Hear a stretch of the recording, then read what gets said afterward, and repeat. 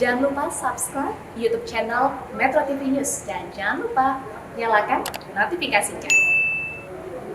Ya, pemirsa, di Indonesia pernikahan anak terjadi dengan berbagai alasan seperti kemiskinan, tingkat pendidikan yang rendah dan hukum adat. Namun pernikahan anak bukanlah satu-satunya solusi karena pernikahan anak justru bisa menimbulkan perkara lain. Salah satunya terkait dengan resiko kesehatan pada pihak perempuan. Kita akan membahas hal ini bersama dengan Dr. Budi Wiweko, spesialis kebidanan dan kandungan dari Rumah Sakit Cipto Mangunkusumo. Selamat siang, Profesor Budi, apa kabar? Selamat siang, Mbak Vivi. Alhamdulillah baik. Alhamdulillah kabar baik, Dok. Kalau dengar terkait dengan berita bahwa ada lagi nih kejadian peristiwa anak yang harus menikah. Anak ini kali ini umurnya baru 15 tahun. Apa yang ada di benak Profesor Budi terkait dengan resiko yang akan terjadi? Misalnya anak ini ternyata akan hamil dan melahirkan. Ya, terima kasih Mbak Vivi. Tentu ini menjadi salah satu concern ya bagi kami di POGI, Perkumpulan Obstetrik Ginekologi Indonesia, yang memiliki tugas dan tanggung jawab dalam mengawal kesehatan reproduksi perempuan utamanya. Mengapa demikian? Karena data kita menunjukkan perkawinan perempuan di bawah usia 18 tahun pada tahun 2019-2020 itu mencapai 11,28%. Dan itu kalau tidak dilakukan intervensi, pada tahun 2030 juga hanya kurang lebih sekitar 10,3% ya kalau tidak dilakukan intervensi yang luar biasa ya. Mengapa ini menjadi perhatian bagi kami? Kalau angka 11,8%, 10,2% itu kalau diterjemahkan menjadi jumlah itu ada berapa orang ya, Dok? Supaya lebih jelas aja gambarannya. Iya. Tentunya kalau kita lihat pasangan usia reproduksi di Indonesia itu sekitar 60 juta ya. Artinya mungkin ya kalau 10% ya sekitar 6 juta ya. Ada 6 juta dan cukup banyak itu. Itu sangat banyak dong ya, Dok, ya 6 juta lebih pernikahan anak dan menghadapi resiko begitu luar biasa. Ya. Apa yang paling menjadi concernnya tuh resiko apa saja nih, Dok, biar makin jelas nih, Dok. Ya, Mbak Vivi, yang pertama tentunya nomor satu, perempuan usia di bawah 18 atau 19 tahun, sekarang Undang-Undang Perkawinan nomor 16 tahun 2019 ya, tentu secara fisiologis dia memiliki berbagai macam kerentanan. Ya, dari sisi organ reproduksi tentu belum terlalu siap untuk kemudian si ibu ini akan hamil. Ya, sebagai contoh misalkan, nanti seandainya si ibu ini hamil, maka organ reproduksi yang tidak terlalu siap ya akan timbul berbagai macam masalah. Misalkan nanti bayinya yang lebih besar dari jalan lahirnya ya, sehingga tidak bisa lahir normal, ataupun nanti pada saat lahir terjadi komplikasi seperti itu. Kemudian juga organ reproduksi yang belum matang secara fisiologis ya, itu juga bisa mempengaruhi pertumbuhan bayinya atau janinnya ya, pertumbuhannya menjadi tidak baik ya, berat badannya berkurang, tidak cukup, berat badannya lebih kecil ya.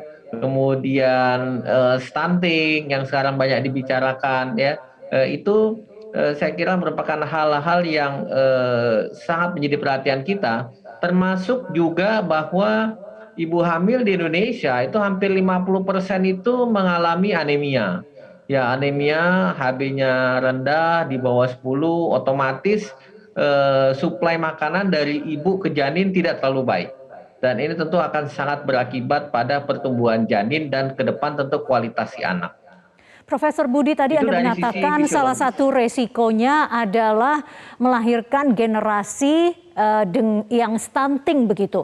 Dan saat ini Ya. apakah pemerintah, saat ini masyarakat maupun pemerintah selalu menaruh perhatian yang besar pada upaya untuk mencegah stunting?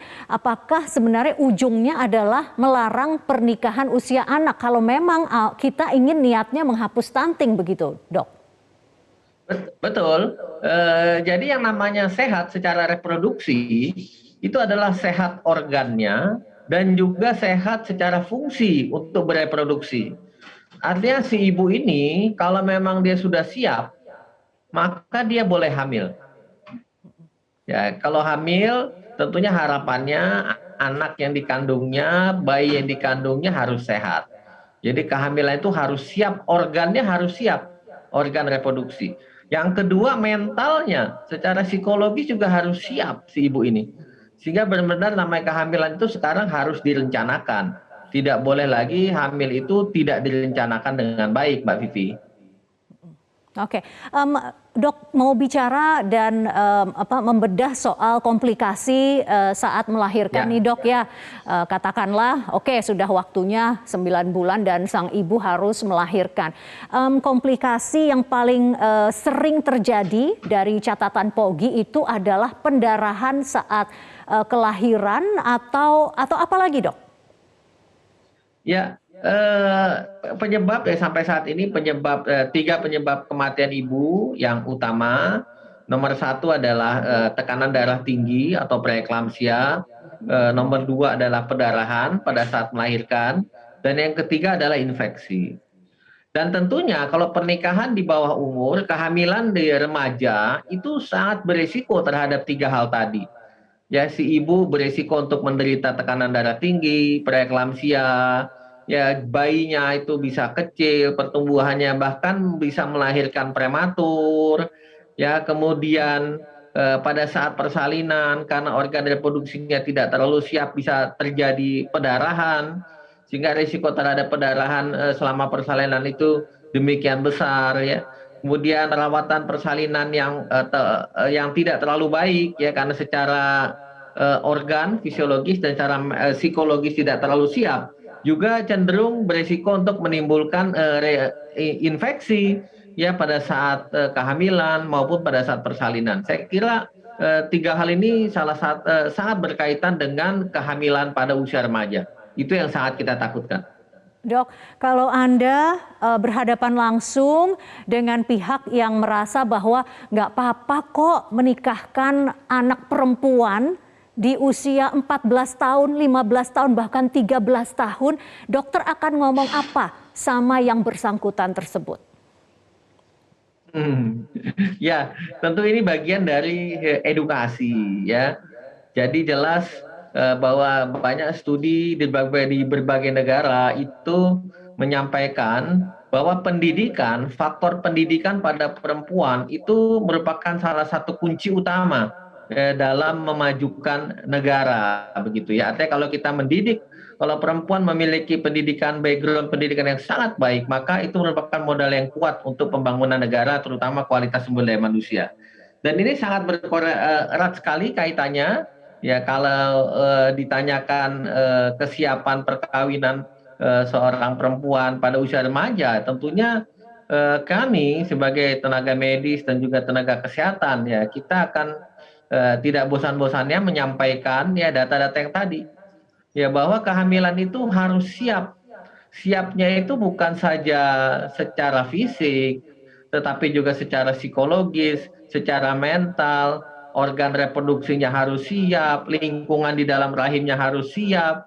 Oleh karena itu tidak lagi zamannya seorang perempuan itu menikah atau hamil pada saat usia remaja.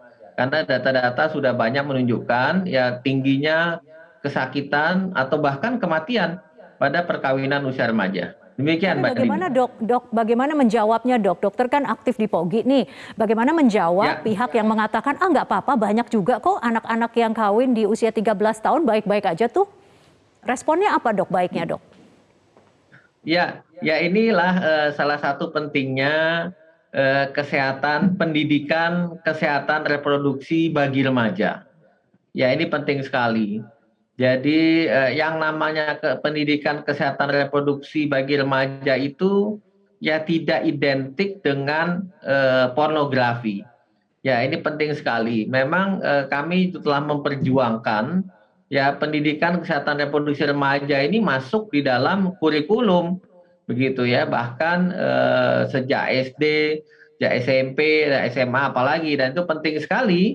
Tentunya itu harus dikemas sesuai dengan masa pertumbuhan atau usianya masing-masing, sehingga perempuan dan laki-laki pun paham. Jadi bukan hanya perempuan yang penting, laki-laki pun harus dilakukan edukasi bahwa ini bukan hanya tanggung jawab perempuan, tetapi juga tanggung jawab laki-laki dan perempuan. Jadi pendidikan kesehatan reproduksi remaja itu berlaku sama untuk laki-laki maupun untuk perempuan. Jadi kita mulai dari pendidikan di keluarga tentu, kemudian pendidikan formal di sekolah itu sangat penting, kemudian berbagai macam forum ya, upaya kesehatan sekolah, dan bahkan sekarang sudah keluar peraturan Menteri Kesehatan tentang upaya-upaya menyiapkan kehamilan yang baik. Ya, ini yang sangat penting, Mbak Vivi, bahwa pernikahan itu ya bukan hanya terkait dengan perencanaan pernikahan begitu ya, tetapi terkait dengan perencanaan kehamilan yang sangat penting. Bukan wedding organizer, tetapi pregnancy organizer itu juga sangat-sangat penting. Panjang PR-nya ya Dok ya untuk memperjuangkan benchmark SDGs ke depan, menurunkan angka pernikahan pada anak di Indonesia. Profesor Budi Wiweko, spesialis kebidanan dan kandungan RSCM, terima kasih sudah bergabung di Newsline. Selamat bertugas kembali Dok.